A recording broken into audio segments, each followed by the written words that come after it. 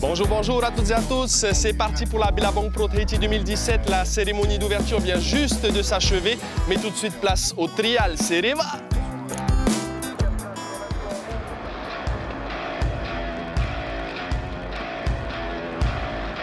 Nouveauté cette année, les pré-trials, une présélection qui permet à 8 surfeurs locaux de participer aux trials.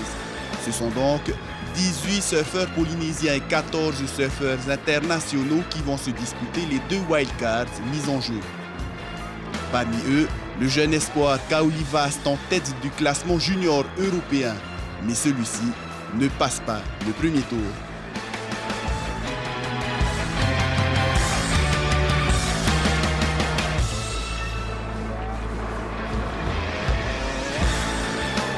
Ça passe par contre pour Enrique Aritu ainsi que pour 5 autres Tahitiens.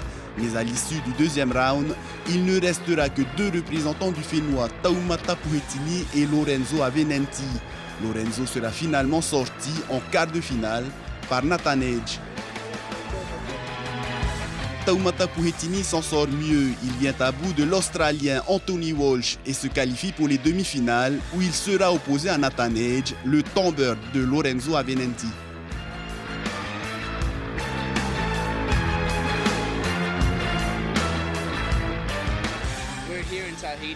Quand on est ici à Tahiti, tu dois faire avec les conditions. Ce n'est pas tous les jours parfait, tu dois te préparer mentalement. Les conditions sont ce qu'elles sont. Des fois, c'est parfait, des fois non. Tu dois faire de ton mieux, accepter ces mauvaises conditions. Quelqu'un doit gagner, que ce soit parfait ou plus compliqué. Demi-finale donc pour Taumata Puhetini. Il devient par la même occasion le meilleur Tahitien des trials et obtient sa wildcard pour le main event. Au cumul des 2 meilleures vagues, 11,07 pour l'Australien contre 9,27 pour le Tahitien.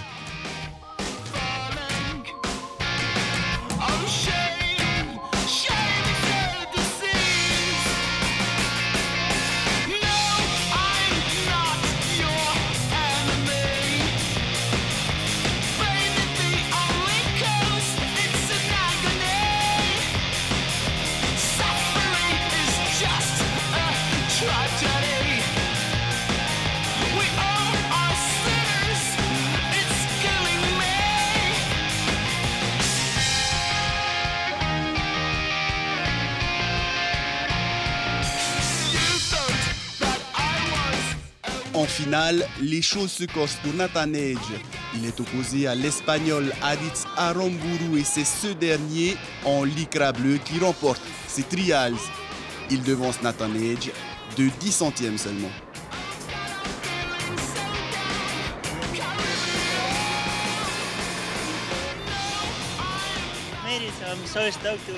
Ouais, je l'ai fait. Je suis super content de revenir dans le main event.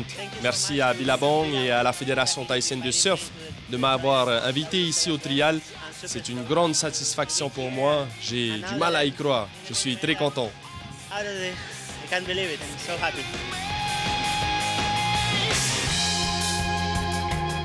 Voilà, c'était donc le résumé des trials avec la victoire d'Aritz Aramburu, l'Espagnol. L'autre wildcard, ce sera pour Taumata Puhetini. Taumata Puhetini que l'on a justement rencontré. Interview exclusive, c'est tout de suite. Yorana, moi c'est Taumata Puhetini, j'ai 30 ans. J'ai grandi à Papeno et voilà, j'adore le sport de Chopo.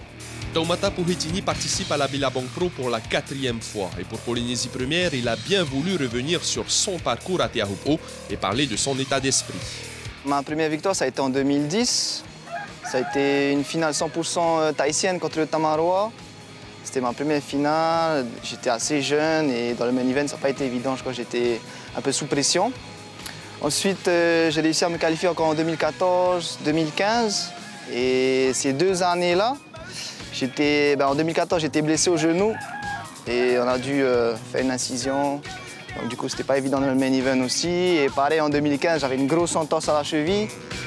Du coup, pareil, j'étais en souffrance pendant la compétition.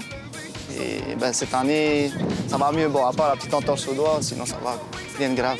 Et après un excellent parcours au trial 2017, Toumata espère pouvoir accrocher quelques surfeurs pros étrangers à son tableau de chasse. C'est un autre monde, hein, c'est la cour des grands là. Hein. Donc j'essaye de pas trop y penser. Hein.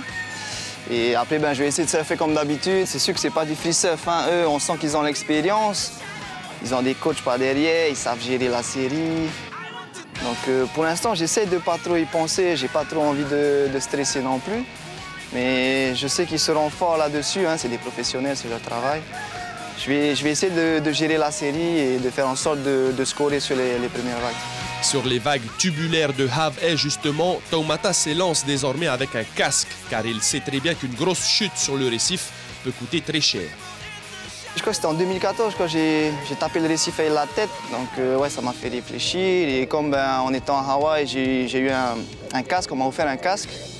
Du coup, j'en profite, quoi. Je pense à ma sécurité et puis j'essaye de montrer l'exemple aux jeunes maintenant, parce que j'en vois plein sur le récif. Et voilà, il faut penser à sa sécurité avant tout. Physiquement, je me sens prêt, mentalement aussi. Et voilà, je peux que réussir. Hein. Après, tout dépendra aussi de la chance. Hein. Une grosse part de chance qui joue là-dedans et puis c'est à moi de gérer aussi, quoi. Toumata s'en va affronter les meilleurs surfeurs de la planète sans pression et avec encore un peu plus d'expérience.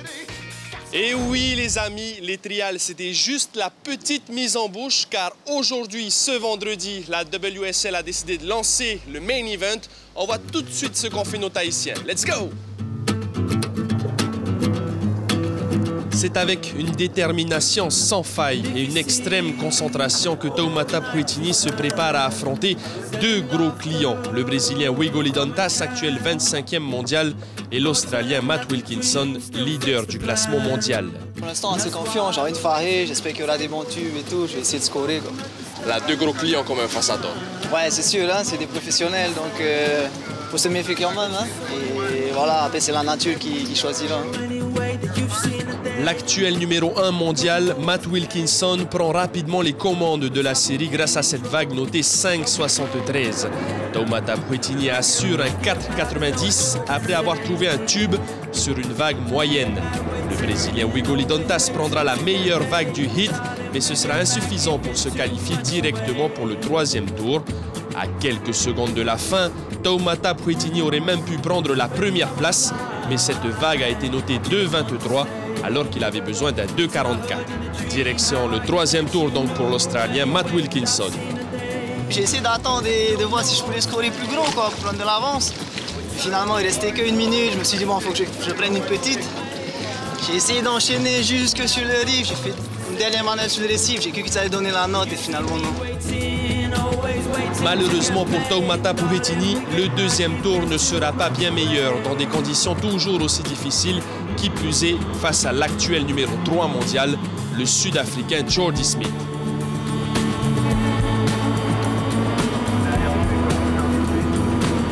Malgré une bonne vague notée 5,33 et une autre à 4,27 avec des manœuvres bien appuyées, le trialiste tahitien est obligé de s'incliner face à l'expérience et la fluidité de Jordy Smith. Une défaite synonyme d'élimination pour Toumata Puetini. Michel Bourez, l'autre Tahitien du main event, actuel 13e mondial, n'avait pas une série facile à aborder puisque c'était la dernière du premier tour. Dans ce hit, c'est le Brésilien Yann Gouveia, dont c'est la première année sur le tour, qui se qualifie directement pour le 3e round. Malgré une vague notée 7 sur 10, Spartan est contraint de passer par le tour de repêchage, comme pour les 2 dernières années à Te Ahupu'u. Michel n'aura pas droit à l'erreur face au Brésilien Jadson André, l'armée brésilienne qui a déjà 5 représentants au 3e tour. Spartan fera partie des premiers à se lancer à l'eau demain pour les repêchages. Pour la première série de la journée, le Français Jérémy Flores en difficulté face à Joel Parkinson. L'Australien donne le temps avec une première vague notée 4,93 et une deuxième à 5 points. Jérémy Flores essaie de recoller au score par de petites vagues tubulaires. Sauf que les notes ne suivent pas, elles ne dépassent pas la moyenne. La première étant notée à 4,67, puis la deuxième à 2,83. À ce jeu, avec des conditions exécrables, l'Australien Joel Parkinson assure sa qualification pour le round 3 avec 10 points au total. Jérémy Flores et Jadson André devront, eux, passer par la case repêchage pour le round 2.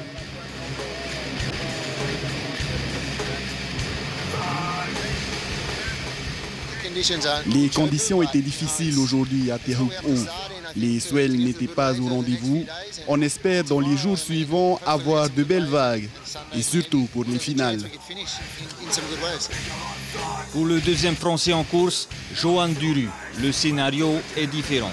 Face à Jordy Smith, 3e mondial, et le jeune Australien Ethan Ewing, Johan Duru ne se démonte pas, au contraire. Il attaque d'entrée avec une vague notée 7,83, la meilleure de la série. Un avantage certain pour la qualification. J'avais pas la prio, j'ai eu une petite en bac à tuer et j'ai eu un bon score, donc c'était cool pour le reste de la série. Justement, qu'est-ce qu'il faut regarder bien comme il faut dans un hit de 30 minutes dans des conditions pareilles? Je sais pas, c'est dur, il faut vraiment...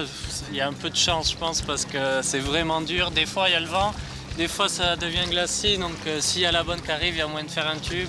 Et sinon, c'est plus des manœuvres s'il y a le vent, donc c'est vraiment un peu la chance et espérer que la bonne vienne dessus. Derrière, on essaie de répliquer avec ici Jordy Smith à la manœuvre. Il est contraint de chercher à l'intérieur pour avoir de meilleures vagues. Mais la réussite n'est pas au rendez-vous. La première est notée 5 points, puis la deuxième 2,83. Pour Ethan Ewing, il ne fera pas mieux.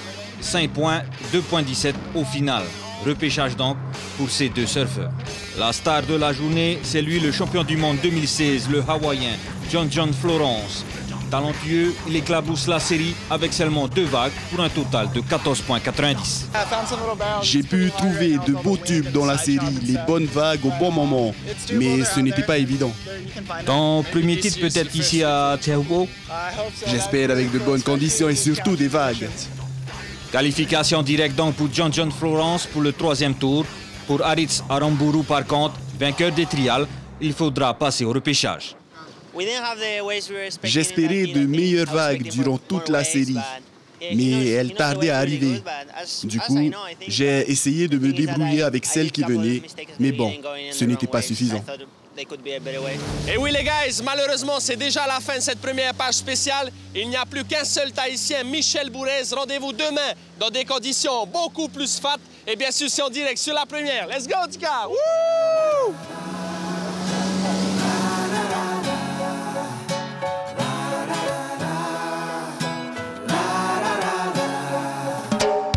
Just do what you do to make you happy.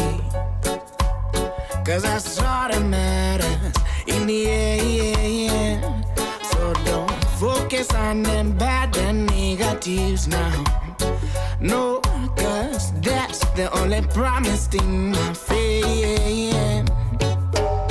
That's the only promise thing, my friend. That's the only promise thing. No, that's the only promise thing, my friend. Whoa, that's the only promise thing, my friend. That's the only promise thing, my friend. That's the only promise thing, my friend. What really makes you happy? The only question to be asking. Cause that's an everyday occurrence. Sitting on the porch watching all those bridges burning down. Cause they only listen to everybody else and I ain't even dissing you. I'm just saying.